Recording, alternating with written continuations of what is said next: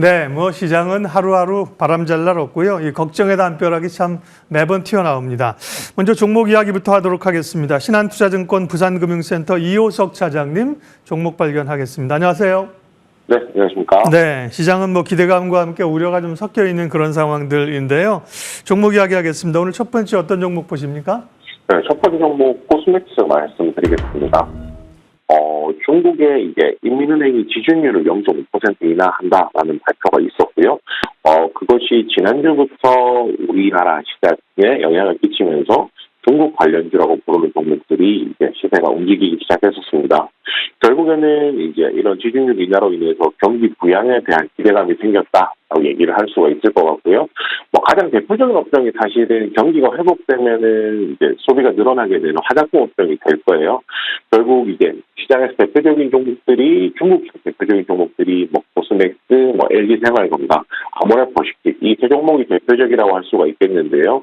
그 중에서 이제 시세가 제일 강한 종목은 코스맥스다라고 말씀을 드릴 수가 있겠습니다. 결국 이런 부분들이 이제 시세가 강하다는 것, 그만큼 수급을 많이 끌어들인다라는 것이 좀 중요하다라고 판단을 하고 있고요. 이 종목에 있어서 제일 중요한 포인트라고 하면 바닥권에서 반등이 나와서 시세가 올라오긴 했는데 결국에는 앞선 매물들이 존재를 하고 있기 때문에 이 매물들을 소화하는 이제 기간이 필요하다라는 겁니다. 그리고 현재 그 매물 소화를 잘 하고 있는 과정이다라고 생각하고 있거든요. 오늘도 장 초반에 상승한 이후에 약간의 조정이 나오고 있는데 이런 매물 소화를 하고 있다라고 판단을 하고 있고요. 이런 부분들 종합적으로 생각하면은 지준율 인하라든지 이런 정책적인 이슈에 대해서는 시세의 연속성이 강하다라고 생각해서 오히려 이번 반등 구간에 좀 주목해보자라고 정리드리겠습니다. 네, 코스맥스 화장품주는 이제 지금은 중국의 훈풍이 좀 영향이 있는 거죠. 다음 종목은요? 네, 뱅크웨어 글로벌입니다. 뱅크웨어 글로벌, 이제 조금 생소하신 분들이 있으실 건데요. STO라고 하는 토큰증권 관련 테마 안에 있는 종목이라고 생각하시면 됩니다. 이 종목 같은 경우에 시가총액이 1,000억이 되지 않아서 이 종목에 대한 얘기만 드리는 것은 아니고요.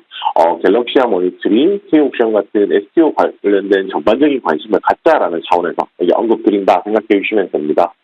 우선 토분증권이라는 것을 법제화하는 개정안이 연내에 개발이 될 가능성이 부각이 되고 있습니다.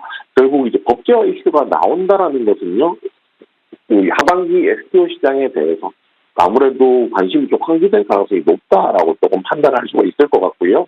여기에 이제 KRX 신종증권시장이라든지 BDX 부산 디지털 가상화폐 거래소라든지 연내 개장에 대한 이야기들도 나오고 있기 때문에 이런 부분들이 이제 토큰 증권과 관련한 이제 이슈를 많이 만들어낸다라고 생각을 하고 있습니다. 제가 오늘 처음으로 이제 말씀해드리게 된 뱅크웨어 글로벌 같은 경우에는요, 알리페이와 이제 합작 운영했던 이제 내용들이 좀 부각이 됐거든요. 쉽게 말해서 이제 앞에 말씀드렸던 중국 내용하고도 엮어볼 수가 있는데요. 중국 경기가 나아지면은 거래가 더 많이 일어날 것이고, 알리페이와 합작했다는 이력들이 뱅크웨어 글로벌의 주가를 끌어올리는데 이제 모멘텀이 된다라고 생각을 하고 있고요. 그 외에 이제 조각투자 사업가들 같은 경우에 신규 상품 발행을 추진하고 있습니다. 대표적으로 갤럭시아 모니터링 같은 경우가 전기차 충전소나 탄소 배출과 관련된 STO 상품 준비 중이고요.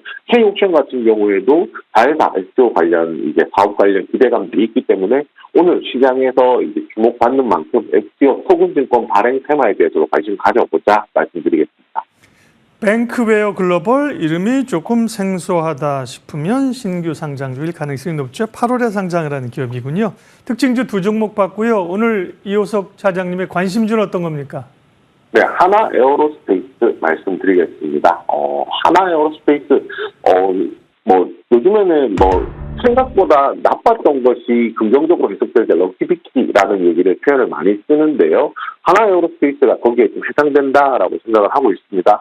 8월 한 달 정도 거래 정지, 9월 한 달이죠. 9월 한 달 정도 거래 정지가 되어 있었는데, 거래 정지된 기간에 시장이 크게 흔들렸었기 때문에 오히려 시장 하락기에 인적 분할로 인한 거래가 중지되어 있으면서 하락기를 직접적으로 맞지 않았다라는 것이 좀 특이사항이라고 할 수가 있고요.